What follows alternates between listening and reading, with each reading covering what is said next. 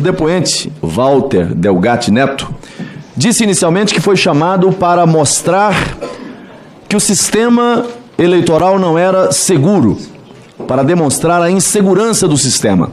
Isso está dito e está gravado.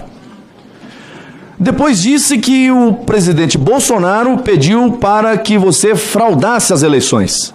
Ofereceu vantagens e garantias em caso de prisão.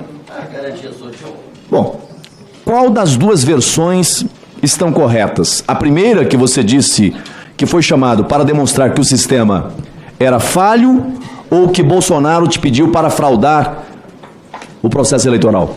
Eu ficaria em silêncio. Muito conveniente o seu silêncio, mas o seu silêncio fala mais e com mais verdade do que com a sua verborragia no âmbito dessa CPI. Quando você fica em silêncio, você passa a verdade. Quando você fala, você exerce aquilo que é a sua profissão. Mentir, estelionato. Mas eu continuo com as minhas ponderações. Tá desligado o microfone.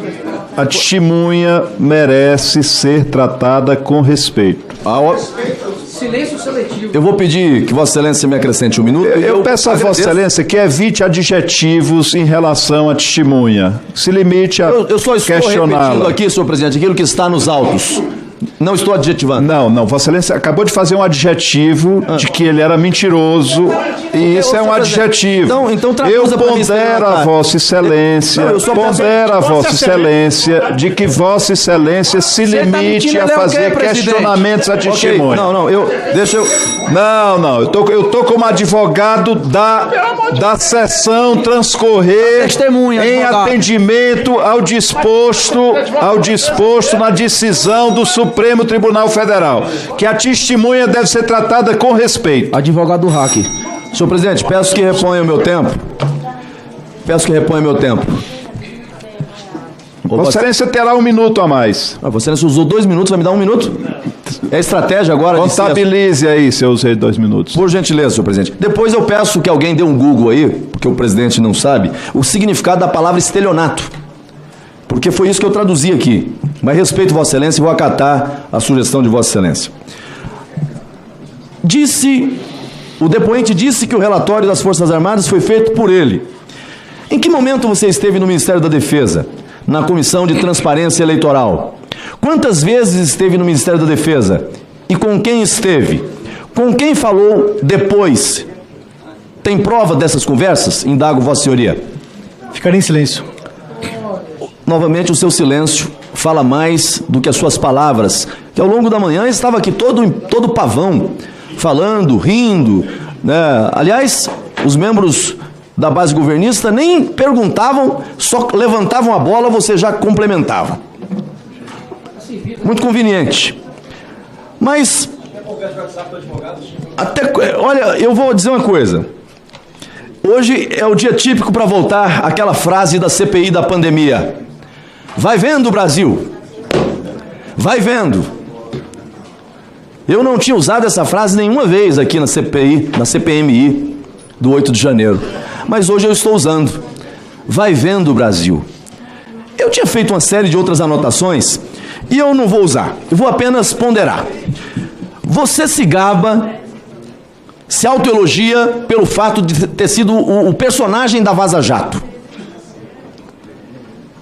E quando um documentário foi exposto sobre isso, que não menciona você, você se vê indignado. Que injustiça!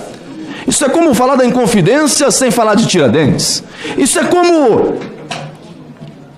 Agora, o que você fez na Vaza Jato, ao vazar informações, conversas privadas, documentos, fez com que empresas que comprovadamente fizeram parte de um cartel criminoso, que causaram prejuízo à Petrobras na ordem de quase 13 bilhões de reais, se safassem nesse processo.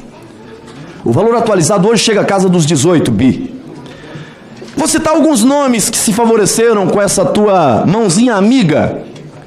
Ex-diretor da Petrobras, Paulo Roberto.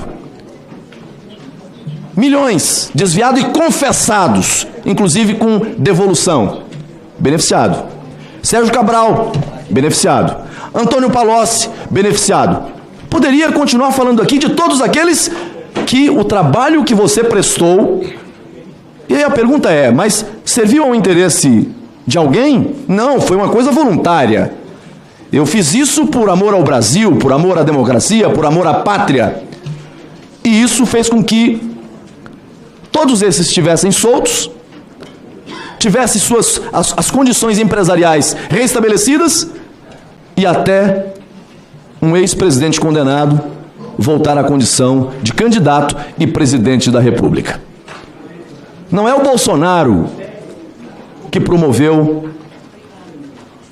essa ação. Não foi o governo do Bolsonaro, foi o seu trabalho. E você se vangloria de ter feito isso.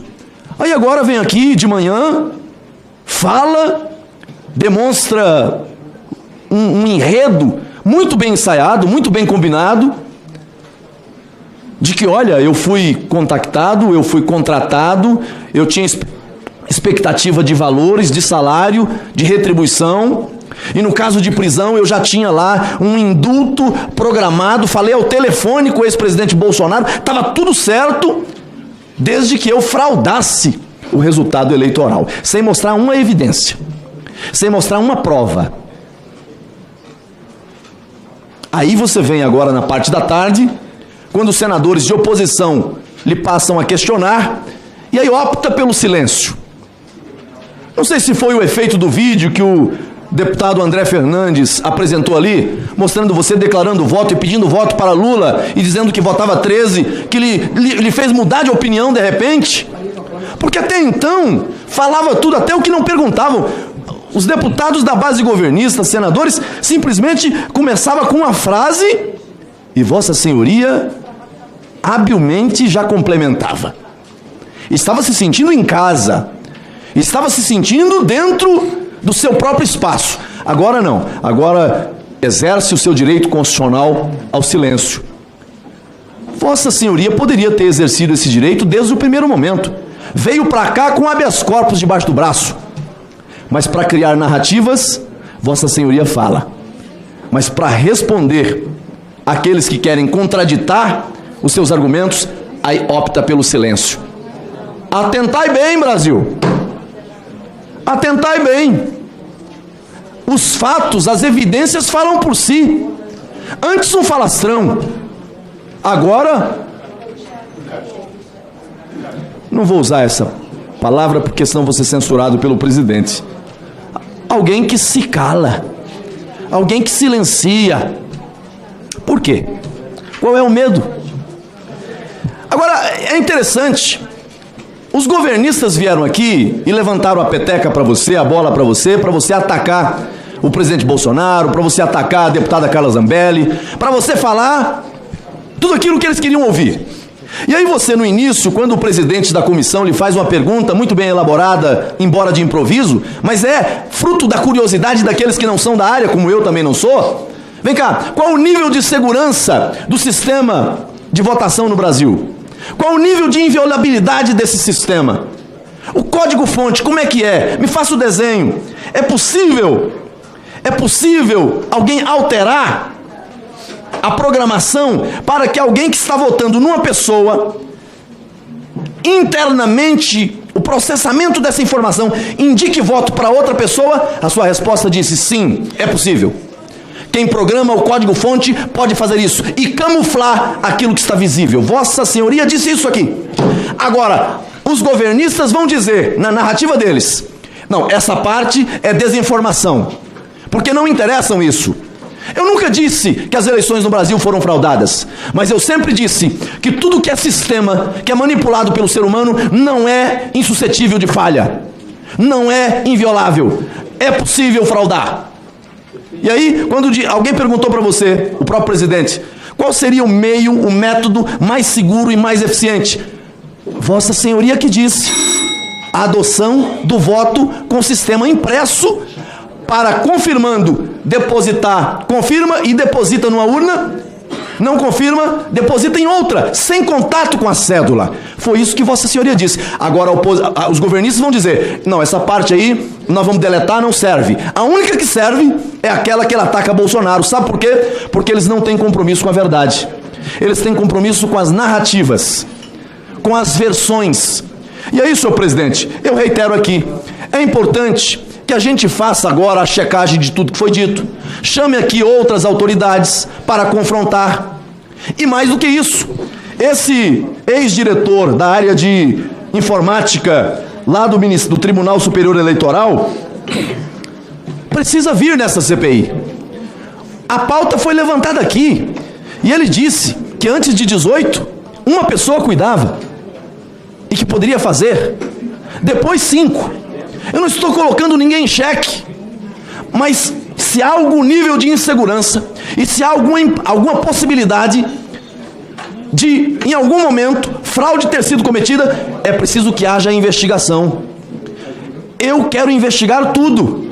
Não trabalho com seletividade.